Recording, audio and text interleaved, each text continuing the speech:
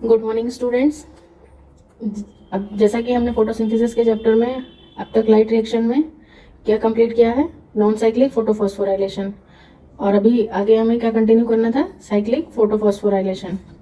तो cyclic photophosphorylation continue करने से पहले हम एक क्विक रिव्यू कर लेते हैं लाइट रिएक्शन में क्या क्या कंपोनेंट्स थे, और फिर उसमें नॉन साइक्लिक और साइक्लिक क्या है, कहाँ पे हो रहे हैं, इनकी लोकेशन, और इन दोनों में एक स्लाइटली डिफरेंस देख लेते हैं। उसके बाद में फिर हम देखते हैं कि साइक्लिक फोटोफॉस्फोराइलेशन में क्या होता है। आज का टॉपिक है साइक्लिक फोटोफॉस्फोराइलेशन। फॉस्फोराइलेशन वर्ड का मीनिंग तो अब तो पता चल ही गया होगा आप सभी को, क्या था, फॉर्मेशन ऑफ एटीपी। क्या मतलब था इसका, फॉर्मेशन ऑफ एटीपी। अब हम पुराना वाला पहले एक बार रिवाइज कर लेते हैं थोड़ा सा। लाइट रिएक्शन में क्या हो रहा था, दो स्टेप्स में हो रहा था। एक था हमारा नॉन साइक्लिक और दूसरा क्या है, नॉन साइक्लिक फोटोफॉस्फोराइलेशन।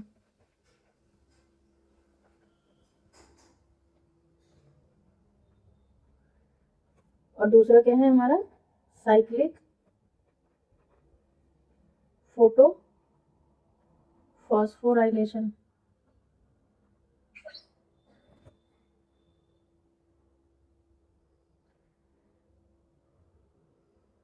जिसमें से हम लोग नॉन साइक्लिक पढ़ चुके हैं। आज हम क्या देखने वाले हैं, साइक्लिक फोटोफॉस्फोराइलेशन। सबसे पहले तो इसकी लोकेशन, दोनों की लोकेशन बहुत ज़्यादा इंपॉर्टेंट है। लोकेशन कहाँ पे हो रहा है, कहाँ पे हो रही हैं ये चीज़ें। तो एक बार फिर से रिवाइज करने के लिए हम, ये क्या था हमारा, क्लोरोप्लास्ट। क्लोरोप्लास्ट में ये क्या था, थैलेकॉइड था। टाइप ऑफ थैलेकॉइड क्या था, ये ग्रैनम। और एक सिंगल क्या था, थैलेकॉइड था।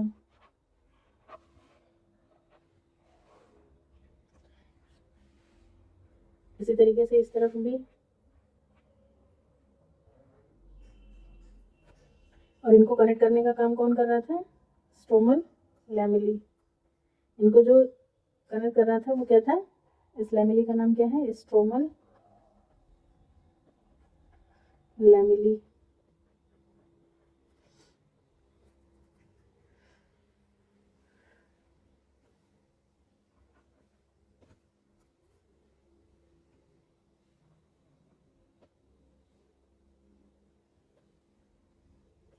अब देखो यहाँ पे देखते हैं एक बार, ये क्या था हमारा, क्लोरोप्लास्ट था। क्लोरोप्लास्ट में ये क्या था, एक सिंगल स्ट्रक्चर क्या था, थैलेकॉइड था। और इसका स्टाक क्या कहला रहा था, पूरा ग्रैनम। और बहुत सारे हैं तो ये क्या हो गए, ग्रैना हो गए। अब इसमें जो हमारा नॉन साइक्लिक फोटोफॉस्फोराइलेशन था वो थैलेकॉइड में हुआ था, थैलेकॉइड की मेम्ब्रेन पे हो रहा था। और थैलेकॉइड की मेम्ब्रेन पे हो रहा था तो इसमें हमारे पास दोनों रिएक्शन सेंटर अवेलेबल थे, जैसा कि हम पहले पढ़ चुके हैं। यहाँ पे क्या देखा था हमने कि हमारे पास यहाँ पे दोनों रिएक्शन सेंटर अवेलेबल थे, यानी कि PS2 भी इन्वॉल्व था और साथ ही साथ PS1 भी इन्वॉल्व था। लेकिन जो साइक्लिक फोटोफॉस्फोराइलेशन है वो कहाँ पे हो रहा है, स्टर्मल लैमेली में, यानी कि यहाँ पे। और यहाँ पे कौन इन्वॉल्व है, सिर्फ और सिर्फ PS1 इन्वॉल्व होगा, यहाँ पे PS2 इन्वॉल्व नहीं है। तो ये एक छोटा सा आउटलाइन है, ताकि मतलब पता रहे बच्चों को। जनरली पढ़ तो लेते हैं लेकिन उन्हें ये चीज़ नहीं कंफर्म रहती है कि ये चीज़ें हो कहाँ पे रही हैं। आप प्रोसेस बहुत इजीली समझ लोगे, लर्न कर लोगे, एग्जाम में क्वेश्चंस भी आप इजीली सॉल्व कर लोगे, बट इनकी लोकेशन बहुत ज़्यादा इंपॉर्टेंट है। तो जो नॉन साइक्लिक है वो कहाँ पे है, थैलेकॉइड की मेम्ब्रेन पे होता है। और नॉन जो साइक्लिक फोटोफॉस्फोराइलेशन है वो कहाँ पे हो रहा है, स्ट्रोमल लैमेली पे हो रहा है। और यहाँ पे हमारे पास क्या है, इस जगह पे हमारे पास दोनों रिएक्शन सेंटर अवेलेबल थे। रिएक्शन सेंटर जो है वो दोनों, मतलब दो photo system, sorry reaction centre ना कह के क्या कहेंगे इसको, हम कहेंगे दोनों फोटो सिस्टम अवेलेबल हैं। फोटो सिस्टम दोनों यहाँ पे अवेलेबल थे, और यहाँ पे सिर्फ एक ही फोटो सिस्टम अवेलेबल है। एक तरफ साइक्लिक, मतलब नॉन साइक्लिक और साइक्लिक। साइक्लिक को हम और किस, नॉन साइक्लिक को और किस नाम से जानते हैं, also known as Z scheme. Cyclic process है, इसको जेड स्कीम या फिर इसको और क्या कह सकते हैं, नॉन साइक्लिक। उसके बाद क्या होता है, यहाँ पे दोनों PS1 और PS2 दोनों इन्वॉल्व हैं। लेकिन यहाँ पे कौन है, हमने अभी क्या देखा, यहाँ पे कौन इन्वॉल्व है, सिर्फ और सिर्फ PS1 इन्वॉल्व है। उसके बाद में क्या है, यहाँ पर जो हमारा NADP प्लस रिडक्टेज एंजाइम ये प्रेजेंट होता है। NADP रिडक्टेज एंजाइम क्या है यहाँ पे प्रेजेंट है, लेकिन इस कंडीशन में क्या है, नो एंजाइम। नो एंजाइम कहने से बेटर है कि हम यहाँ पे क्या लिखेंगे, NADP प्लस रिडक्टेज एंजाइम क्या है, एब्सेंट है।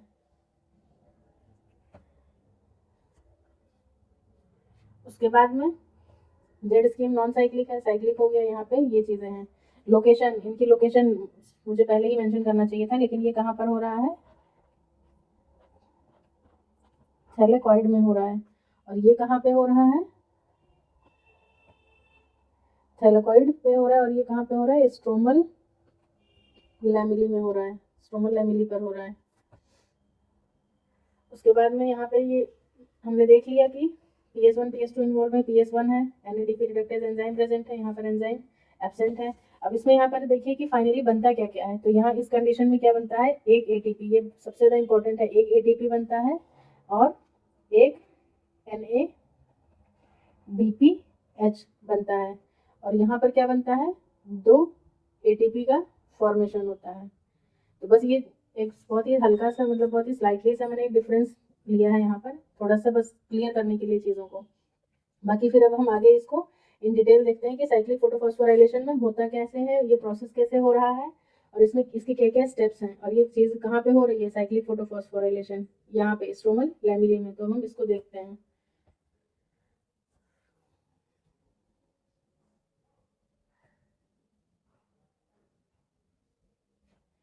इसमें देखिए हमारे पास ये क्या है, ये रिएक्शन सेंटर है। कौन सा फोटो सिस्टम है, PS1। PS1 है, तो ये कितने नैनोमीटर की लाइट को एब्जॉर्ब कर रहा है, यहाँ पर 700 नैनोमीटर की लाइट को एब्जॉर्ब कर रहा है। और PS1 में हमारा क्लोरोफिल मॉलिक्यूल कौन सा है, क्लोरोफिल A। उसके बाद में इसके किनारे किनारे क्या लगा है हमारा, ये light harvesting complex. Light harvesting complex का काम क्या है, पिछली क्लास में बताया था मैंने कि ये क्या करते हैं, डिफरेंट डिफरेंट वेवलेंथ की लाइट को एब्जॉर्ब करते हैं। एब्जॉर्ब करने के बाद में रिएक्शन सेंटर को जिस वेवलेंथ की लाइट की रिक्वायरमेंट होती है, उतना वेवलेंथ की लाइट को क्या करते हैं, ये आगे पास ऑन कर देते हैं। अलग अलग वेवलेंथ की लाइट को इन्होंने एब्जॉर्ब किया और उसके बाद में किसको दे दिया, रिएक्शन सेंटर को दे दिया। Light harvesting complex. अब इसमें क्या क्या होता है, LHC में 3 चीज़ें देखने को मिलती थी, बताया था मैंने। क्लोरोफिल B हो सकता है, C हो सकता है, कैरोटीन। तो लाइट हार्वेस्टिंग कॉम्प्लेक्स जो है, इसमें क्या क्या है, क्लोरोफिल B है, C हो सकता है, कैरोटीन और ज़ैंथोफिल होगा। उसके बाद में ये काम करता है जिसपे, यहाँ पे एक चीज़ है, ये मैं बता रही हूँ, इसको पिछली वाली क्लास में मुझसे मिस हो गया था। ये लोग जिसपे काम करते हैं वो एक रेडॉक्स पोटेंशियल होता है, उस हिसाब से मतलब इलेक्ट्रॉन्स जो हैं वो काम करते हैं, मतलब कभी कभी रिड्यूस होता है, फिर ऑक्सीडाइज होता है, तो उस हिसाब से। तो यहाँ पर सॉरी, ये है रिडॉक्स पोटेंशियल। यहाँ पर ये है ऑक्सीडाइजिंग।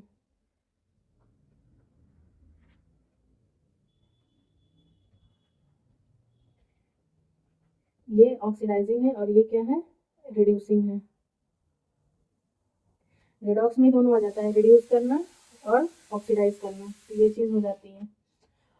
अब उसके बाद में देखो क्या है कि ये हो गया हमारा रिएक्शन सेंटर, ये हो गया हमारा LHC। और रिएक्शन सेंटर में पिगमेंट सिस्टम कैसा है, मतलब फोटो सिस्टम कैसा है, PS1 है। कितने नैनोमीटर की लाइट की ज़रूरत है, इसे 700 नैनोमीटर की लाइट की ज़रूरत है। लाइट आती है हमारे पास कितने, ये आया लाइट एनर्जी, कितने फोटोन्स हैं ये, 2 फोटोन्स। 2 फोटोन्स की हमारे पास आती है लाइट। उसके बाद क्या होता है, यहाँ से ये इलेक्ट्रॉन यहाँ से क्या होगा, एक्साइट होगा। लाइट आई, इलेक्ट्रॉन यहाँ से एक्साइट हुआ। ये लाइट किसने रिसीव की, LHC ने। LHC ने रिसीव करके किसको दिया, क्लोरोफिल एक और रिएक्शन सेंटर को दिया। यहाँ से क्या हुआ कि हमारा इलेक्ट्रॉन जो है वो एक्साइट हुआ, और एक्साइट होने के बाद में ये किसके पास जाता है, प्राइमरी इलेक्ट्रॉन एक्सेप्टर के पास। इसका नाम क्या है, primary electron acceptor. Primary electron acceptor के पास गया। यहाँ से फिर किसके पास जाता है, हमारा इलेक्ट्रॉन जाता है फेरिडॉक्सिन के पास। फेरिडॉक्सिन, फेरिडॉक्सिन क्या है, ये एक तरीके का आयरन सल्फर प्रोटीन कॉम्प्लेक्स है। यहाँ पे लिख लीजिए इसको, आयरन सल्फर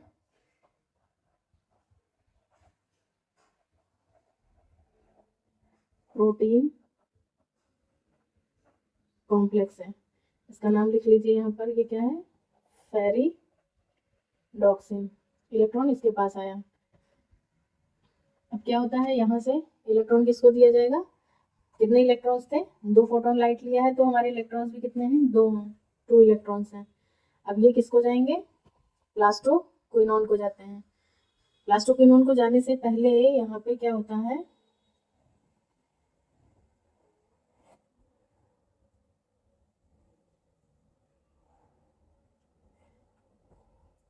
यहाँ पर एडीपी प्लस इनऑर्गेनिक फॉस्फेट से क्या बनता है, हमारा पहला एटीपी बनता है।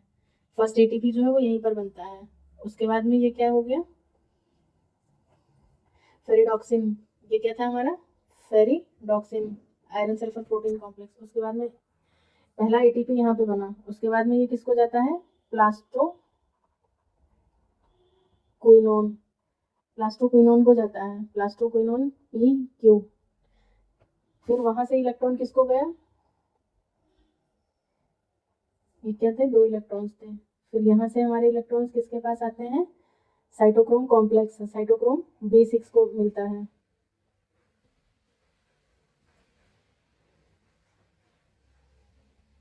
साइटोक्रोम B6F कॉम्प्लेक्स इसको मिला। इससे क्या होता है, यहाँ पर फिर से एक एटीपी का फॉर्मेशन होता है। क्या हुआ यहाँ पर, एडीपी प्लस इनऑर्गेनिक फॉस्फेट से क्या बन गया, फिर से हमारा एटीपी बन जाता है। एक एटीपी मतलब एक एटीपी हमारा यहाँ पे बना था। एक एटीपी का फॉर्मेशन कहाँ पे हुआ था, कहाँ कहाँ पे, इसकी लोकेशन याद रखिएगा, फेरिडॉक्सिन और प्लास्टोक्विनोन के बीच में। और दूसरा कहाँ पे बनता है, साइटोक्रोम कॉम्प्लेक्स से बनता है एटीपी, सेकेंड एटीपी यहाँ पे बनता है। उसके बाद फिर क्या होता है, हमारा जो इलेक्ट्रॉन है वो किसको चला जाता है, प्लास्टोसाइनिन के पास चला जाता है इलेक्ट्रॉन। उसके बाद क्या होगा, यहाँ से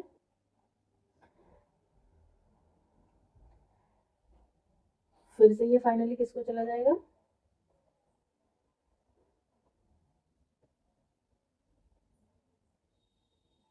रिएक्शन सेंटर को चला जाता है। 2 इलेक्ट्रॉन यहाँ थे, 2 यहाँ पे चले गए। तो अब हम इसको एक बार फिर से देख लेते हैं क्या हुआ। सबसे पहले 2 फोटॉन्स की लाइट स्ट्राइक की, लाइट ने स्ट्राइक किया तो कितने नैनोमीटर की लाइट मिली हमें, 700 नैनोमीटर की लाइट मिली। यहाँ से क्या हुआ, हमारा जो था इलेक्ट्रॉन वो क्या हुआ, एक्साइट किया। एक्साइट करने के बाद में वो किसको मिलता है, प्राइमरी इलेक्ट्रॉन एक्सेप्टर को। किसके पास गया, प्राइमरी इलेक्ट्रॉन एक्सेप्टर के पास गया। फिर यहाँ से इसको कौन रिसीव करता है, फेरिडॉक्सिन। फेरिडॉक्सिन क्या है, आयरन सल्फर प्रोटीन कॉम्प्लेक्स है। फिर फेरिडॉक्सिन से ये इलेक्ट्रॉन किसको जाता है, प्लास्टोक्विनोन को। जब ये यहाँ से प्लास्टोक्विनोन को जाता है तो यहाँ पर एक एटीपी का फॉर्मेशन होता है, पहला एटीपी हमारा यहाँ पे बनता है। उसके बाद में प्लास्टोक्विनोन से इलेक्ट्रॉन किसको जाता है, साइटोक्रोम B6F कॉम्प्लेक्स को जाता है। इसको थोड़ा सा हाईलाइट करते हैं, साइटोक्रोम B6F। इसको B6F कॉम्प्लेक्स इसलिए कहते हैं, एक और नाम है इसका प्रोटॉन पंप भी कहते हैं इसको, एक और नाम है इसका प्रोटॉन पंप भी है ये। इसमें साइटोक्रोम B6 और F 2 कॉम्प्लेक्स मिले होते हैं, 2 कंपोनेंट मिलके बनाते हैं, इसलिए इसको साइटोक्रोम B6 कॉम्प्लेक्स कहते हैं। सेकेंड एटीपी का फॉर्मेशन हमारा यहाँ पे होता है। उसके बाद में इलेक्ट्रॉन किसको चला जाता है, प्लास्टोसाइनिन के पास। और प्लास्टोसाइनिन से फिर इलेक्ट्रॉन किसको चला गया वापस, प्लास्टोसाइनिन से ये फिर से किसके पास चला जाता है, रिएक्शन सेंटर के पास। तो ये क्या है, मतलब इलेक्ट्रॉन घर से निकला और फिर घूम करके घर ही पहुंच गया, मतलब रिएक्शन सेंटर से निकला और फिर घूम करके रिएक्शन सेंटर के पास ही पहुंच जाता है। इसीलिए इस प्रोसेस को हम क्या कहते हैं, साइक्लिक फोटोफॉस्फोराइलेशन कहते हैं। तो ये हमारा यहाँ पे कंप्लीट होता है साइक्लिक फोटोफॉस्फोराइलेशन। अब इसके बारे में थोड़ा सा मतलब हम, अगर आपको मान लो किसी एग्जाम में लिखने के लिए आता है नॉन साइक्लिक और साइक्लिक के बीच में, तो हम कुछ डिफरेंस हैं उसको हम लोग लिखते हैं। तो आज हम देखेंगे इन दोनों के बीच में मेजर डिफरेंस क्या है। बाकी साइकिल आप लोग एक बार देख लीजिएगा, कुछ अगर नहीं समझ में आता है तो कमेंट सेक्शन में कमेंट कीजिएगा, मैं नेक्स्ट वीडियो में उसको एक्सप्लेन करने की कोशिश करूँगी। नॉन साइक्लिक फोटोफॉस्फोराइलेशन और दूसरा क्या है, साइक्लिक फोटोफॉस्फोराइलेशन। अब इसमें सबसे पहला पॉइंट कि ये होते कहाँ पे हैं, इनकी लोकेशन। ये कहाँ पर होता है, थैलाकॉइड। ये कहाँ पे होगा,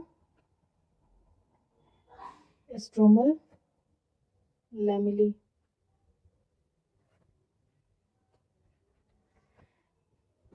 दूसरा, इसमें कौन कौन से पिगमेंट सिस्टम इन्वॉल्व हैं, फोटो सिस्टम इसमें कौन कौन से इन्वॉल्व हैं, तो बोथ PS1 एंड PS2 दोनों इन्वॉल्व हैं।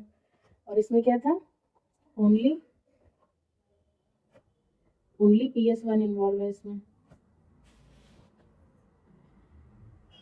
इसमें क्या है कि जो इलेक्ट्रॉन निकला था वहां से PS2 से, रिएक्शन सेंटर से, इलेक्ट्रॉन रिमूव्ड या एक्साइटेड फ्रॉम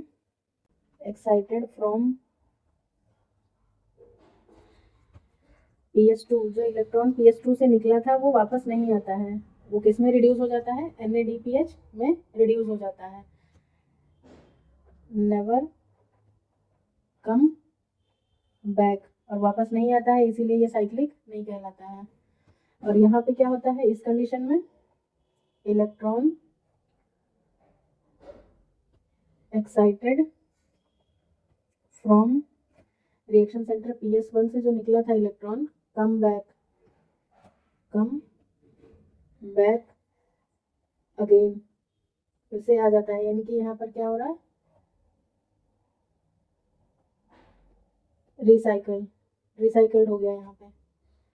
ये हमारा क्या था, रिएक्शन सेंटर PS2 था, इससे इलेक्ट्रॉन निकला, फिर यहाँ गया प्लस PC के पास में, फिर इसके पास, फिर कौन ले लेता है इसको, यहाँ पर PS1 ले लेता है, PS1 से फिर ये यहाँ गया, फिर यहाँ पर आकर के ये फाइनली क्या होता है, NADP प्लस इसको क्या कर देता है, रिड्यूस कर देता है NADPH में। मतलब ये इलेक्ट्रॉन जो है वो घूम करके वापस घर को नहीं आता है। लेकिन इस कंडीशन में क्या होता है,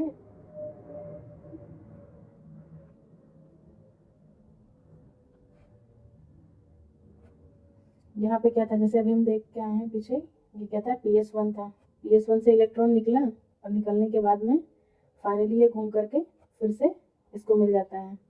तो ये तरीके से क्या हो गया, ये साइक्लिक प्रोसेस हो जाता है, साइक्लिक प्रोसेस है। और ये इसीलिए क्या नाम पड़ा है इसका, नॉन साइक्लिक, यहाँ पे नॉन साइक्लिक हो गया ये। अगला डिफरेंस है यहाँ पर ये कि जब बार बार यहाँ से इलेक्ट्रॉन इसमें निकल रहा है तो इसके पास इलेक्ट्रॉन की क्या होनी चाहिए, डेफिशिएंसी हो जानी चाहिए, लेकिन ऐसा नहीं होता है। ऐसा इसलिए नहीं होता है क्योंकि इलेक्ट्रॉन डेफिशिएंसी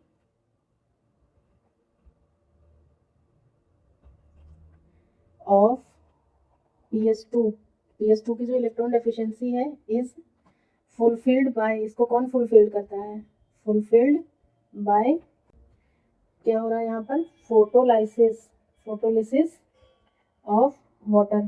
पानी के टूटने से जो इलेक्ट्रॉन रिलीज हो रहा था, इलेक्ट्रॉन प्रोटॉन और वाटर मॉलिक्यूल, तो क्या है, फोटोलिसिस ऑफ वाटर हो रहा है, जिसकी वजह से जो इलेक्ट्रॉन रिलीज हो रहा है वो बार बार इस साइकिल को क्या कर दे रहा है, इस साइकिल को कंप्लीट कर दे रहा है। तो फोटोलिसिस ऑफ वाटर होता है यहाँ पर। इलेक्ट्रॉन डेफिशिएंसी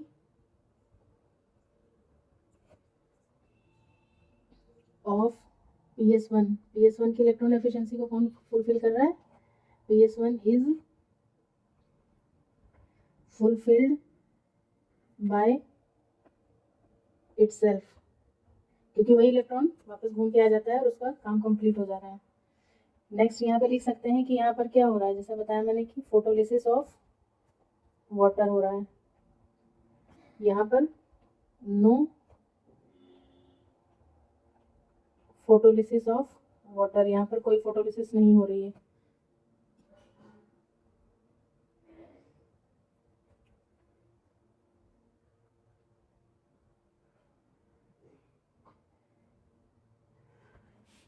इसके बाद नेक्स्ट है, यहाँ पर ऑक्सीजन रिलीज होता है, ऑक्सीजन रिलीज। यहाँ पे क्या हो रहा है, नो ऑक्सीजन रिलीज, क्योंकि जब यहाँ पे फोटोलिसिस नहीं हो रही है तो ऑक्सीजन आएगा ही नहीं, नो ऑक्सीजन रिलीज। यहाँ पे प्रोडक्ट क्या बनते हैं, जो प्रोडक्ट बन रहे थे हमारे, वो क्या बन रहा था, यहाँ पर एक ATP का बनेगा मॉलिक्यूल और एक क्या बन रहा है, एक ही NADPH बन रहा है।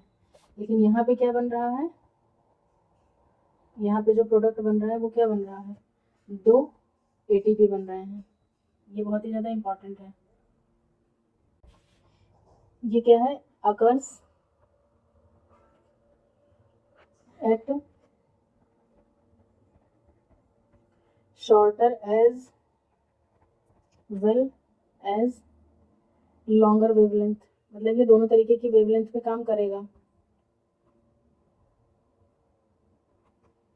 शॉर्टर क्या था, 680 था, और लॉन्गर क्या था, 700 नैनोमीटर। और इसके लिए क्या है, occurs only at longer wavelength, ये सिर्फ लॉन्गर वेवलेंथ पर ही काम करेगा, 700 नैनोमीटर पर। अब यहाँ पर एक इम्पॉर्टेंट पॉइंट है जो मैं ऐड करने जा रही हूँ, जो नॉन साइक्लिक फोटोफॉस्फोराइलेशन है, ये इनहिबिट हो सकता है, इसको रोका जा सकता है, इनहिबिटेड बाय अ हर्बिसाइड। एक हर्बिसाइड है जो इसको इनहिबिट करता है, इसका नाम क्या है,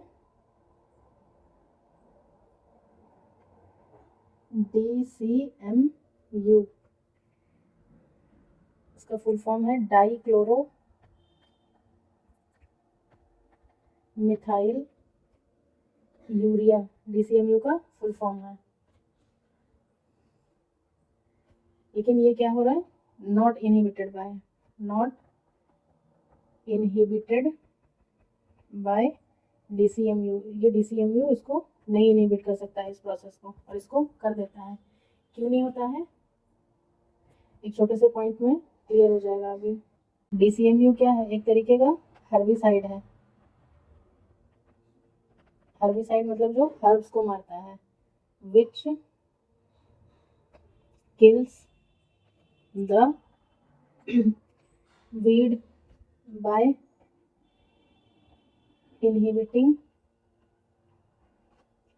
CO2 के फिक्सेशन को ही क्या कर देता है, रोक देता है। और जब CO2 का फिक्सेशन नहीं होगा तो आगे की सारी प्रोसेसिंग अपने आप रुक जाएगी उस प्लांट की। And it is a strong inhibitor of PS2। मतलब दोनों काम कर रहा है, एक तो CO2 के फिक्सेशन को भी रोक दे रहा है और दूसरा क्या कर रहा है, PS2 को भी रोक दे रहा है। मतलब फोटोलिसिस नहीं होगी, PS2 से सारा मतलब रिएक्शन स्टार्ट हो रहा था, तो दोनों काम को रोक दे रहा है, CO2 का फिक्सेशन और PS2 को। लेकिन यहाँ पे ऐसा कुछ नहीं होता है। तो ये बहुत ही इन शॉर्ट में मैंने डिफरेंस बताने की कोशिश किया है। आई होप ये आपके लिए बेनिफिशियल होगा। इसको एक बार हम लोग फिर से रिवाइज कर लेते हैं।